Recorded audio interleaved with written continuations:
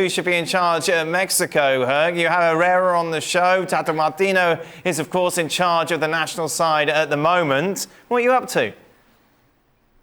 You know, it's interesting. I'd love to ask Stevie his opinion on this because we had Miguel Herrera on our program, Ahora Nunca, and we asked him about the coaching position and if he's interested because his name is circulating a lot around the press in Mexico. And he was just like, you know, I don't really want to speak on it. And then he spoke on it. Yes, I am interested. Yes. Also, if he has health issues, he should step aside. Stevie, if you're the manager of the national team and you hear this from a domestic manager who's coaching in the domestic league, like, what are your immediate thoughts? Because Tata Martino was asked about it, if he would like to comment on it. And he's like, nope, I don't want to comment on it. But you got to be a little bit upset here, right?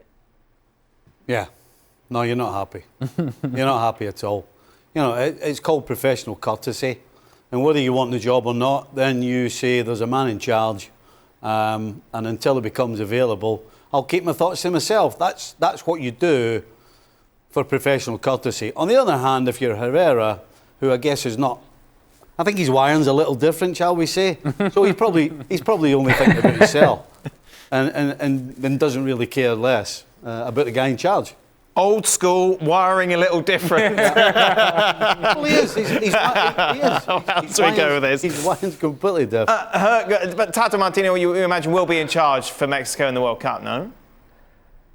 I don't really imagine. So, listen, Tata Martino's got a lot of problems. His biggest problem isn't just what's circulating around the Mexican press. It could be his health. He's not been able to fly to any of the games outside of Mexico City right now that's going out. That'll be, I guess, touch and see how he goes from there. But also, this team isn't playing very well. Tata Martino wasn't brought here to qualify the Mexican national team. Ali knows this setup very well. They're expecting quinto partido. They're expecting, the quarterfinals. They're expecting beyond.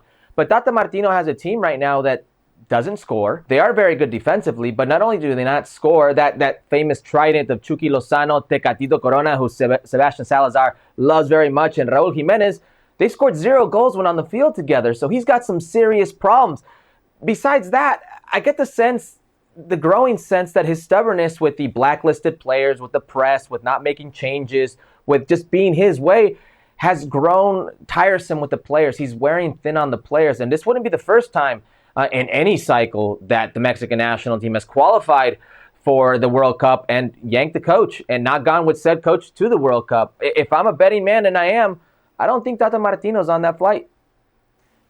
Herculez, as always. I listened to a podcast with Seb, and it sounded very much like Football Americas was his show, and you were kind of the sidekick. I don't know if you're controversy. It doesn't matter. My wife, Sebastian Salazar, with you guys, same thing.